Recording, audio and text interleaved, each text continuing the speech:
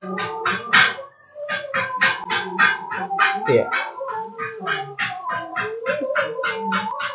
kita langsungkan teman-teman ya, sambungan dari yang pembahasan sebelumnya. Jadi prinsip pengembangan kurikulum yang berikutnya adalah fleksibel, dan yang selanjutnya ya, fleksibel. Jadi fleksibel yang dimaksud ini adalah seorang guru harus memahami ini.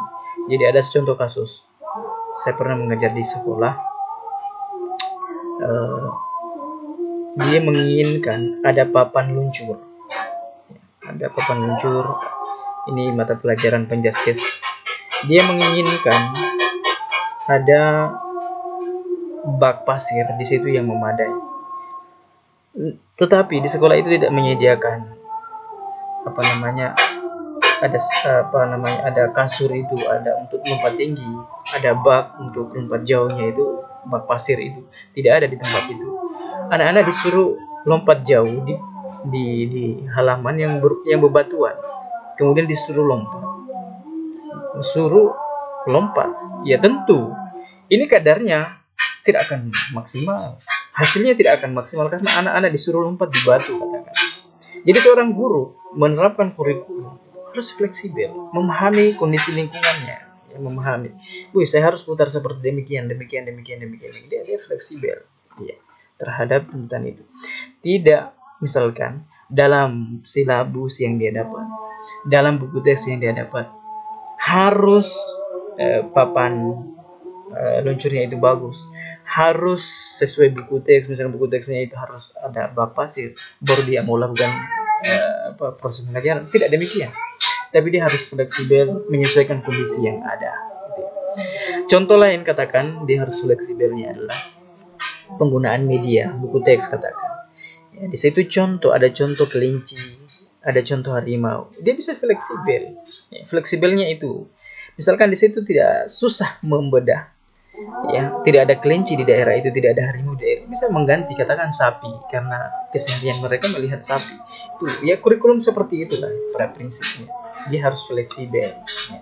Dan yang berikutnya tentu adalah tepat sasaran. Ya, kurikulum harus tepat sasaran. Tentu ini harus butuh evaluasi. Ya, makanya ada MGMP dan lain sebagainya. Ya, dalam rangka apa melihat ini? Prinsip pengembangan kurikulum multiguna, tepat sasaran. Kalau tidak tepat sasaran, maka tentu menjadi pertimbangan bahwa itu adalah harus dibenahi kurikulum itu.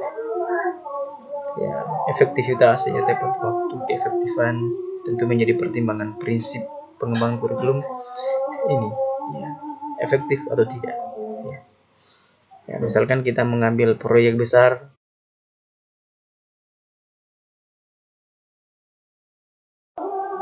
Ya, yang berikutnya adalah efektivitas. Efektivitas menjadi pertimbangan kita, ya, efektivitasnya. Jadi mendesain sebuah kurikulum, dia harus berangkat dari prinsip ini, prinsip efektivitas. Dan yang berikutnya adalah prinsip objektivitas. Jadi prinsip objektivitas inilah sebagai pengembang kurikulum harus memahaminya. Ya, objektivitasnya banyak hal. Salah satu contohnya, katakan ya, saya berikan contoh objektivitas kita adalah bagaimana kita adil melihat peserta didik kita untuk pengembangan kurikulum kita. Misalkan tentu ya objektivitas pembelajaran kita, ya, jadi objek. Ya, siswa yang ada di Jakarta dengan siswa yang ada di daerah tentu beda. Makanya marilah kita objektif, ya, dalam pengembangan kurikulum. Pengembangan kurikulum, ya, pada akhirnya adalah penilaian dan evaluasi. Jadi kita mengevaluasi, kita memberikan nilai, ya, marilah kita objektif, ya. Berangkat dari prinsip itulah. Ya, dan yang berikutnya adalah demokrasi.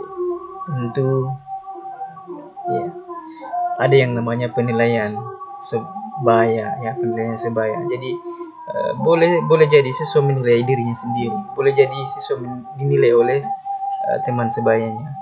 Itu semuanya adalah bagaimana kita bangun supaya terjadi demokrasi dalam pengembangan kurikulum dalam proses pembelajaran.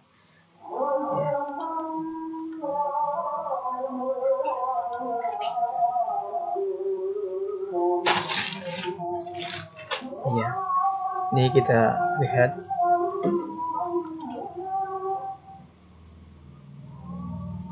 hubungan kurikulum. Ini bukan hubungan apa ada namanya,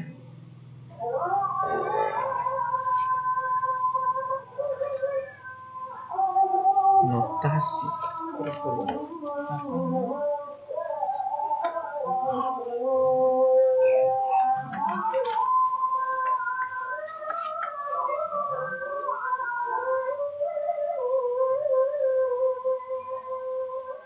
Fungsi.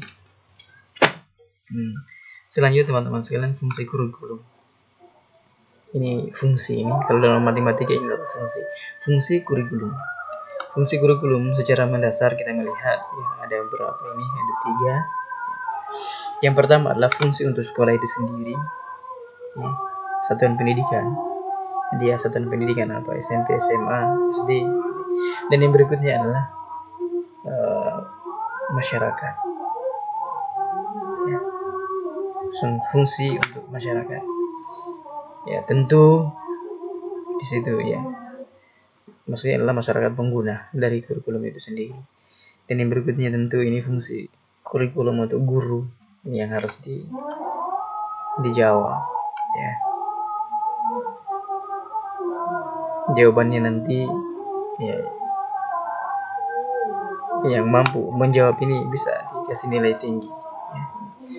Ya, fungsi kurikulum untuk sekolah satuan pendidikan apa, untuk guru apa ya, fungsi kurikulum untuk masyarakat, objek dari atau sasaran dari kurikulum itu masyarakat pengguna, apa fungsi kurikulum ya.